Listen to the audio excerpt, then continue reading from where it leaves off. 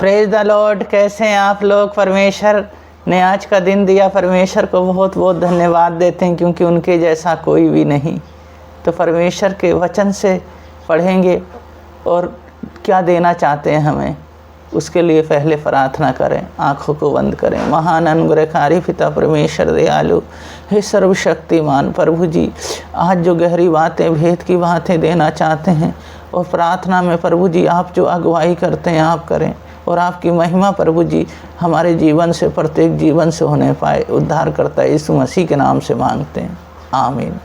वचन पढ़ेंगे मत्ती 26 अध्याय, उसका 26 पद से 30 पद तक। जब वे खा रहा था तो यीशु ने रोटी ली और आशीष मांगकर तोड़ी और चेलों को देकर कहा, लो खाओ, यह मेरी देह है। फिर उसने कटोरा लेकर धन्यवाद किया और उन्हें देकर कहा, तुम सब इसमें से पियो, क्योंकि वह वाचा का मेरा वह लहू है जो बहुतों के लिए पापों की क्षमा के लिए निमित्त बहाया जाता है। मैं तुमसे सच कहता हूँ, दाख का ये रस उस दिन तक कभी ना पीऊँगा जब तक तुम्हारे साथ अपने पिता के राज्य में नया ना पीऊँ।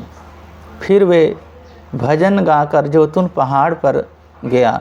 इस वचन को पढ़े जाने को परमेश्वर बहुत बहुत आशीष दें। तो हम यहाँ देखते हैं, यीशु कहते हैं सब मन फिराएं।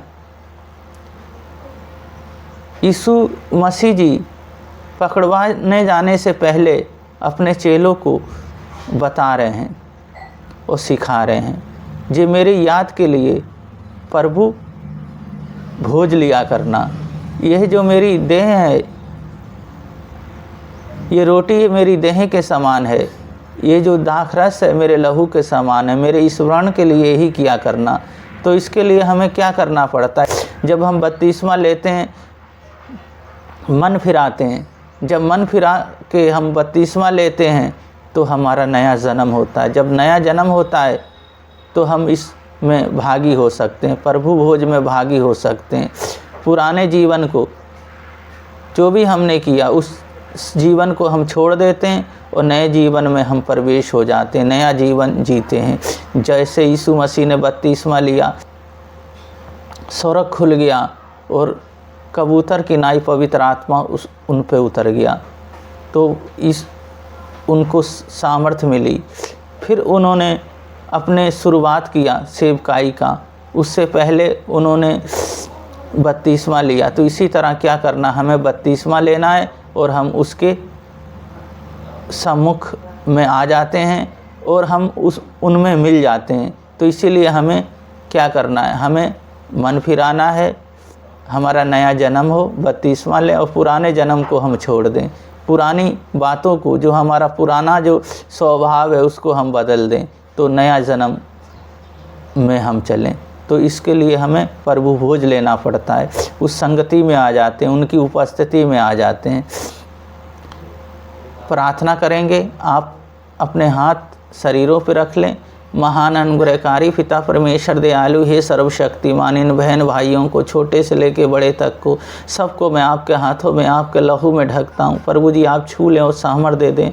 आपका वचन कहता है, मन फिराओ, नया जन्म हो तुम्हारा। पुराना जन्म जो है, पुरानी वो छोड़ दो पुरानी बातों को। इसीलिए प्रभु जी जब हम नए बन गए हैं आप में, तो होने दे कार्य।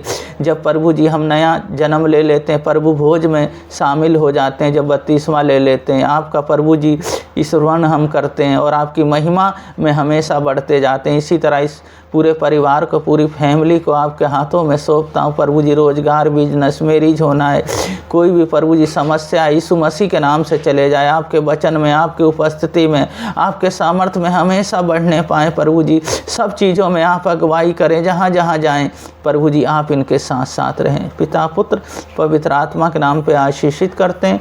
उद्धारकर्ता यीशु मसीह के नाम से मांगते हैं, आमीन। वचन में बढ़ते रहें, परमेश्वर की महिमा करते रहें। परमेश्वर आप लोगों को बहुत बहुत आशीष दें। सबको जय मसीह की।